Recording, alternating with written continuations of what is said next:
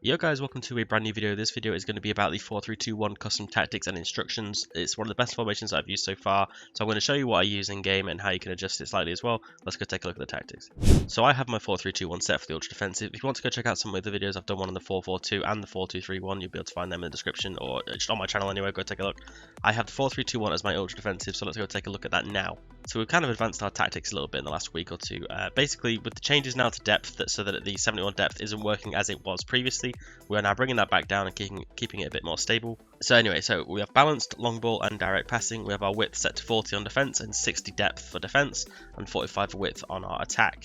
We have 7 players in the box, 2 for corners, 2 for free kicks. It's pretty typical standard stuff. These are now how you're going to run it all. The one thing with depth I would say is that 71 depth was what was previously used in the last few weeks, since the start of the game really. Because of the auto press that came in, it's been changed a little bit since then. I don't feel like it's as strong, so I brought my depth back down just to stop the in behind balls being so threatening to me. Additionally, I like to play pretty narrow, so I'm keeping my players fairly narrow, but it doesn't mean that the instructions won't also send them out wide if I want them to as well, which is what we're going to take a look at now. Straight away, I want to say the team might look a little bit silly with how I have people set up and where they are and whatever else. You can ignore it slightly just with what players are in each position, because it's not quite the team that I want to use normally. It's just this is the one that I chose for testing basically. Normally for a left centre mid in this formation, I would probably have someone a bit more box to box than Kunku. Same with these sort of players. I'm not using Guendouzi or Pellegrini in my next few teams anyway, so. But you want box to box players, you want your central one to be a bit more defensive, but we'll get into that in a second. So on your striker, I have stay central, getting behind, and stay forward. On your wide players, I wouldn't recommend having drift wide. I'd have them on stay central, getting behind, and stay central, getting behind as well. Unfortunately, with this, you can't get them into the box for cross, which is a bit frustrating.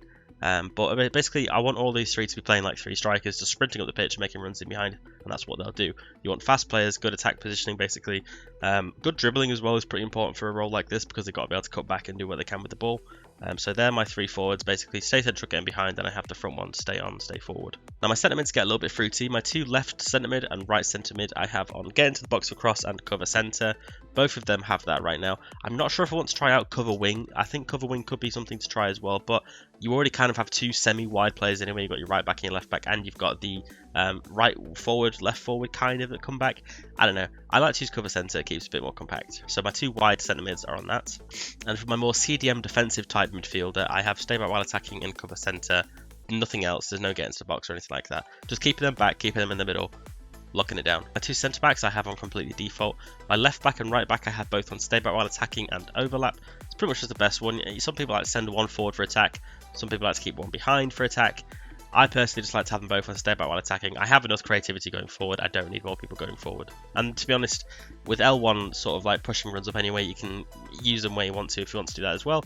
I like to keep them just defaulting to what they want to do and stay back.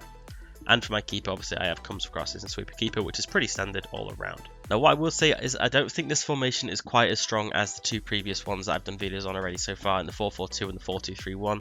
Where I think the 4-3-2-1 sort of falls is that it's just not that creative anymore. I think you have to be quite a rigid player to make this formation work. It's not super fluid.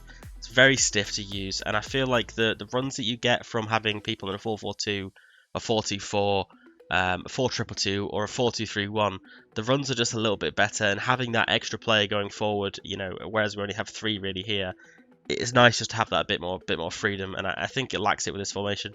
But I have still found good success with it, and I do still recommend you trying it out, especially with the tactics that I've shown you here, and also with the instructions that we just went through. If you enjoyed the video, make sure you check out all the rest of the content on my channel. Make sure you leave a like, leave a comment if you enjoyed the video, if you find the formation useful. I don't know, just tell me something, and I'll catch you guys in the next video.